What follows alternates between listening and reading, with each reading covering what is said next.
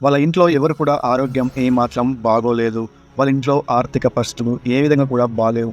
పొలం పరంగా చాలానే ఉంది. కానీ చేసే స్తోమత వాళ్ళకి లేదు. అందువల్ల ఒక యువతికి పైసలు చాలా అవసరం పడ్డాయి. అయితే ఒక వ్యక్తిని ఆ మహిళ పైసలైతే అడగడం జరిగింది. అడిగినట్టుగానే అతడు ఆమెకి డబ్బిచ్చాడు. ఆమెకు డబ్బిచ్చింది ఉట్టి పుణ్యానే కాదు. ఆమె అందం చూసి ఆకర్షించి అతడు డబ్బు ఆమెకు ఇవ్వడం జరిగింది. అతడి పేరు కృష్ణ, ఆమె పేరు శైలజ. అయితే దాదాపు ₹1,00,000 వరకు ఈమె శిరీష అయితే కృష్ణ దగ్గర డబ్బు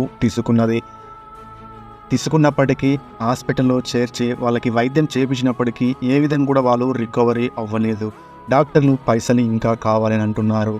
అయితే ఇప్పటికే ₹1,00,000 ఇచ్చిన శిరీష మళ్ళీ ఎలా అడగాలి, నాకు ఎవరిస్తారు అనేసి మళ్ళీ కృష్ణనే అడిగింది. అయితే కృష్ణ, నేను డబ్బులు ఇస్తాను, నువ్వు ఇస్తావో లేదో నాకు గ్యారెంటీ లేదు. నువ్వు ఏ విధంగా నాకు నమ్మకం ఇవ్వగలుగుతావు అంటే నేను ఖచ్చితంగా నీ పైసలు తీరుస్తాను. మాకు పొలం ఉంది, ఒకవేళ నేను ఇవ్వలేని పరిస్థితిలో మా పొలం నీకు ఇస్తాను అని చెప్పింది.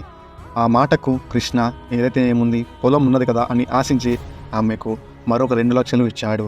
ఆ 2,00,000 ఇచ్చిన తర్వాత కూడా ఏ విధంగా కూడా వాళ్ళ అమ్మ నాన్న ఆరోగ్య పరిస్థితి కోలుకోవడం లేదు, మంచిగా జరగలేదు. అలాగే వాళ్ళు మళ్ళీ పైసలు అవసరం పడ్డాయి. అదేవిధంగా మళ్ళీ కృష్ణనైతే అడగనీక పోయింది. అయితే ఈసారి తనకు నమ్మకం లేకపోయింది. ఎందుకంటే ఇప్పటికీ 3,00,000 ఇచ్చాడు, మళ్ళీ ఇవ్వాలంటే తనకు ఏదో ఒకటి కావాలని ఆశించాడు. అలా రావాలంటే అందులో శిరీష చాలా అందంగా ముద్దుగా ఉంటుంది. అప్పుడు కృష్ణ కన్ను తనపై పడింది. ఏదైతే ఏముంది, ఈమెని లొంగ తీసుకుంటే చాలు, ఇంత అందంగా ఉంది. అందులో కృష్ణకి 35 ఏళ్ళు వచ్చినా తనకు పెళ్ళి అవ్వలేదు. ఎందుకంటే తాను పెద్ద చిల్లర పనులు చేస్తూ ఉంటాడు. డబ్బు ఎక్కువ ఉన్నప్పటికీ తాను చేసే పనుల వల్ల వాళ్ళ ఊర్లో పిల్లని వెనకపోతున్నారు. అందుకే అప్పుడు తన కన్ను శిరీషపై పడింది. నేను డబ్బు ఇస్తాను, నన్ను పెళ్లి చేసుకుంటావా, నువ్వు నాకు ₹1 కూడా ఇవ్వాల్సిన అవసరం లేదు అని చెప్పాడు. కానీ ముందుగా శిరీష ఏ విధంగా కూడా బలవంతం చేసినా ఒప్పుకోలేదు.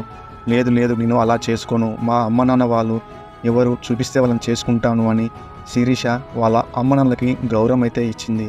దాంతో కృష్ణ, నేను డబ్బునైతే ఇవ్వను ఇంకా నీకు, నేను చెప్పిన మాట వినప్పుడు నేను నీకు డబ్బులు ఎందుకు ఇస్తాను, ముందుగా నా పైసలు నాకు తెచ్చివు, ఇంకా నీకు డబ్బు ఇవ్వను అన్నాడు.